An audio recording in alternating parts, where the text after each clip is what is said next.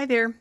Just another video to show how you can set up your baby chick brooder when you bring them home, or if you're hatching straight from an incubator. Of course, if you have a broody hen, she will take care of a lot of this stuff, and it would be a completely different setup. But if you're buying chicks from the feed store or getting them from a farm, when you bring your chicks home, you'll want to have something warm and cozy set up for them. And so I thought I'd show you some ideas. There's lots of different ways. No way is wrong. These are just my favorite setups. So we have these big totes that we can find at Walmart. They're only at one Walmart here in town. And as you can see, it's a 50-gallon tote, 189 liter, 39 inches and 3/4 length by 21 and a half inches wide and 17 and 7/8 inches high. I like these totes because they work for little ones, and they can do in a pinch if you have an adult bird who gets injured and needs a safe place to be for a bit away from the other chickens. So anyway, when you have babies come in, you're going to need a storage container to put them in, or a brooder box, or sometimes you can even put them straight down into the coop. I don't generally do that, though, until it's warm weather, and we're still, you can see right now it's 50 degrees, and we have babies hatching out right now, and they're at a like almost 100-degree temperature. So I don't want to put them out here on their first few nights, and I probably wouldn't bring them out here for another week or two, and I would do it during the days, kind of integrate them, but it would be with a heater or a heat lamp. So there's a couple options in the heating area, and a brooding plate is the most ideal. You can get small ones, but because we breed, we have huge ones, and it barely fits in this. We usually keep it in the coop, but I wanted the babies up by the house right now because of it's still cold out. So this is a great big chicken baby brooder plate. You can adjust the height of it, so as the chicks get older, you can raise it up and they can still get underneath there. In fact, during one of our really cold winters, I brought it down and some of our adult birds warmed right up underneath it. This thing's like, I don't know, it's a year and a half old, and I've barely turned it off in that time, and it still goes strong. It's known to be a much safer way to keep your chicks warm. Heat lamps are what you can find at the feed stores, but if you start Googling fires caused by heat lamps, especially in chicken coops, it's pretty common, so we got away from that quite some time ago. This one, there's babies under there right now, so I'm going to pull around and let you see how I adjusted this particular one. We have two babies in there from two different hatches, and so we have a bigger one and a smaller one. You can see the bigger one isn't really needing a ton of heat. Well, there we go. There's a great shot for the camera. Anyway, so the little one can go all the way to the back, and I don't have to fiddle with the temperature at all. It just, you plug it in and it's good to go. So those are the most ideal for babies, but if you're only doing it one time, you don't want to make the investment. Like I said, you can use the heat lamp. You just need to make sure it's really secure. But I did read about a do-it-yourself brooder plate to kind of simulate a chicken being able to go underneath a mom and get warm. And so I have a few things.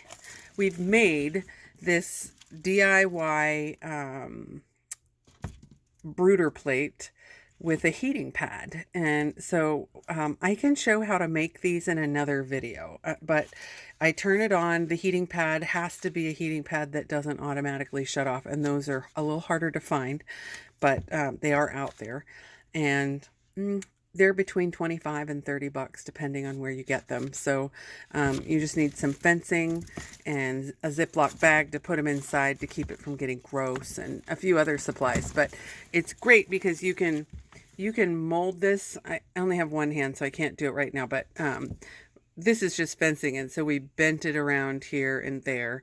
When we have super small babies, we push that down further so they can really get smushed up against that heat and stay warm. When they're born, I'll provide this 24/7, whether they're inside in a heated room or outside, so they can just stay really cozy. So that's the heating options. The flooring options. This one I have shavings. It works great. I like shavings the best. They absorb mess and are just easy. You're going to have to get some anyway for once they get older. If you don't have shavings, you can do in a pinch with paper towels, and paper towels can just fall apart. And so there is a grocery store paper bag underneath it. And so the bag kind of absorbs a little bit of moisture, but the paper towels are needed so babies can have a solid surface to learn to walk on. If it's too slippery, they can't get, it's hard to explain. They can get something called splayed leg. If you put them on a slippery surface, their legs will just split out from underneath them. And if you let that go on long term, as in a day or two, it can cause damage. So it's important to have a surface that they can keep their legs underneath them on. And you can watch and see how they do and adjust. When they're babies and when you have paper towels, you can use this feeder. I mentioned in another video that these feeders are awful for when you have shavings, because eventually, I don't know, within the first week, the chicks will start to scratch and throw. If you have shavings, they'll throw the shavings into that feeder and fill it up, and you'll just end up wasting a lot of food. So that's a great feeder for when they first are born, or if you don't care about wastage, that's a great one. This is a waterer, and it unscrews there at the base. You turn it upside down, fill it up with water and a little bit of poultry Nutri-Drench. And when they're first born, you can take them over and dip their little beaks once into the water to show them where it is and how to do it, and they're set. And there's been chicks that I didn't do that with, and they automatically figured it out. Their instincts are pretty good. So anyway, back to the more ideal brooder setup. This entire setup is going to be a great one for the life of your chicken ownership. It's a great pen for adults and babies. You can get the shavings at the feed store. It's a huge bag for like $5.99, and it goes a good bit. And then we have these rabbit feeders. The rabbit feeders, they don't tell you this at the feed store. I don't even know if they know this secret, but once the chicks start, they start throwing shavings around, and it can get into the food. And so what we did was we got a wood burner. You could do it with an X-Acto knife as well. And we just made notches all the way up, and we just raised this up once a week or as often as it's needed to get it higher and higher and higher. The smaller the baby, the less shavings they throw. The bigger they get, the more and the worse it gets. And so this is perfect. It's very little wastage, if any at all. And it can work in a pinch for a single adult too. And so these are just awesome to have on hand. Then the last thing is waterers. Again, this option here is awful with shavings because they start throwing those shavings around and filling up the waterers. So you can go to the feed store and pick up these poultry watering nipples.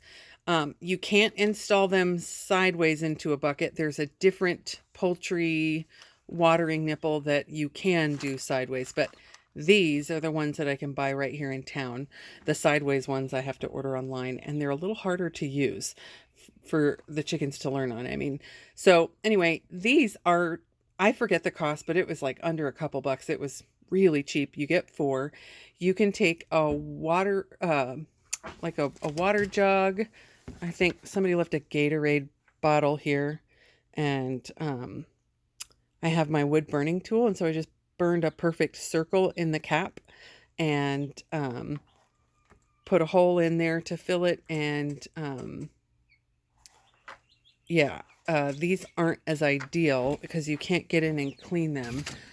I recently discovered a minced garlic jar has a really wide lid. It's plastic. You can still burn a hole in the bottom, but you can get a scrubber or washcloth or a scrubbing sponge inside and clean it out when you need. And so this one has the water right there, and you just tap their beaks up against that once, and they know how to get back to it every time. So yeah, there's a couple options there. Like I said, I recommend shavings, a rabbit feeder, the nipple waterers, and a brooder plate if you're able to. But if you can't, these things work great. The only warning is once the babies start getting older and heavier, they'll get on top of it and they can smash it down. And so you wouldn't want to mix little babies in with olders and have anyone get stuck underneath it or crushed underneath it. And then, yeah, we put press and seal over it. So when we have a new batch, we can just rip off this press and seal, put it down, put a fresh sheet down, and it's clean for the next batch. So anyway, and then I guess the only other thing is the tote lids. And we've gone through several different options. This is one I really like. The cats can crawl up on this thing and look at the chicks, and it's strong enough to keep them from falling in and harming any of the babies. But we have another lid, I didn't bring it out here, where I just burned air holes, small straw size air holes all throughout, and it makes a great lid too, that if you know an animal gets up on top of, they're not going to fall through. So anyway, that's it. If you have any questions, let me know if we can help.